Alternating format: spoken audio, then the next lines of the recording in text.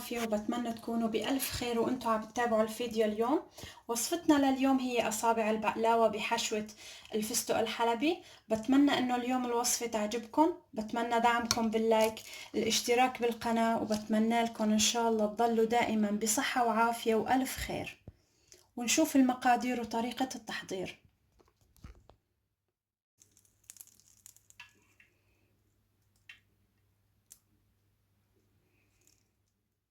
نحتاج لورق بقلاوة، أنا استعملت هذا النوع، عندي صفتين حسب ما نحن بنحتاج للبقلاوة.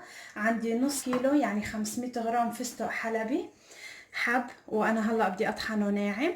وكاسة سمنة أنا دوبتها بهالشكل، سمن عربي. بنحتاج كمان للقطر كاستين سكر من هالحجم، مع كاسة مي وشرحة ليمون. حطيت السكر على الغاز مع كاسة المي وشرحة الليمون، ما رح نحركه أبدا، راح يكون مدة الغليان 10 دقايق وبيكون القطر جاهز للبقلاوة. أنا استعملت خلاط الكوكتيل لحتى أنعم الفستق كتير منيح، بدنا نطحنه لحتى يصير عنا كتير ناعم.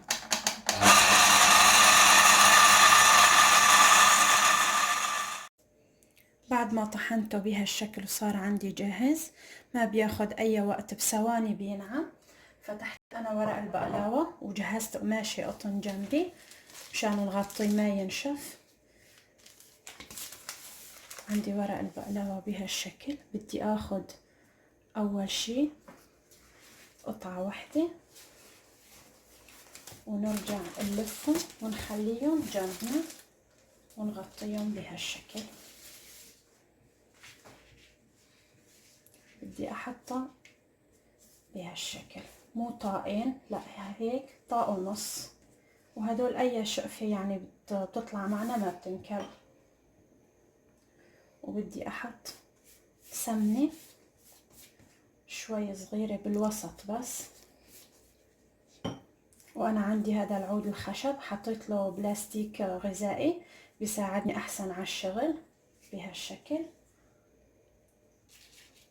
بدي احط فستق، بتحبوا تقللوا بتحبوا تكتروا هذا الشي بيرجع لكم. ونلفه بهالشكل، راح نلفه لحتى تخلص معنا الورقة. بعد ما لفيتها بهالشكل بدي احاول امسكها من الوسط بهالشكل واجمعها شوي شوي لحتى تعطيني هالتطعيجات الخفيفة. انا قدر الامكان عم بستعجل شوي بالشغل لانه الورق البقلاوة عم ينشف بسرعة، الجو بارد عندي لهيك عم ينشف بسرعة. نسحب العصاية الخشب شوي شوي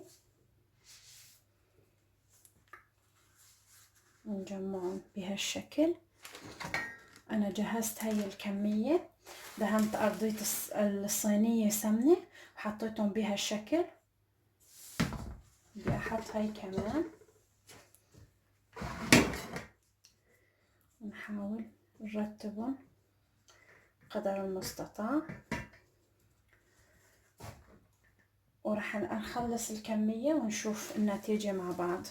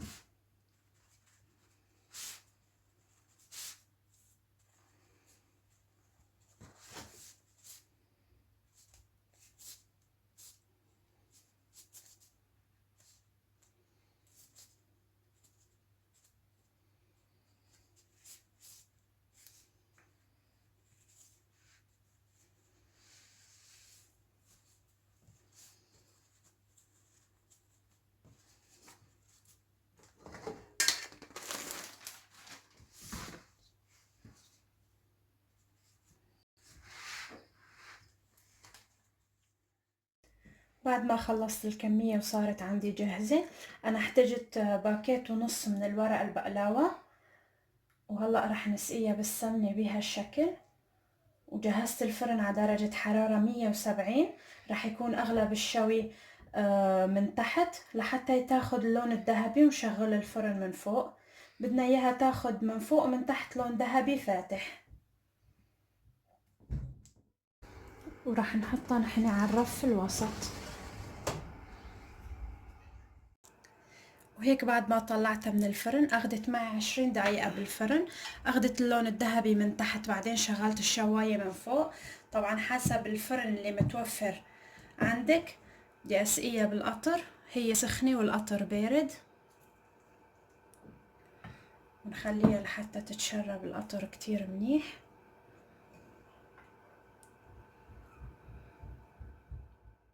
بعد ما سقيتها بالقطر بدي أقطعها. سمعاني صوت القرشة؟ طلعت بتشهي الحمد لله.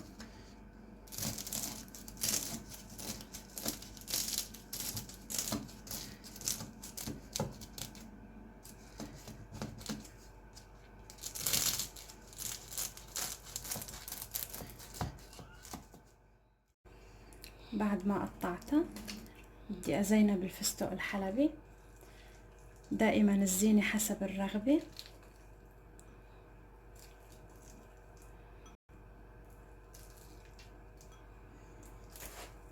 بهالشكل.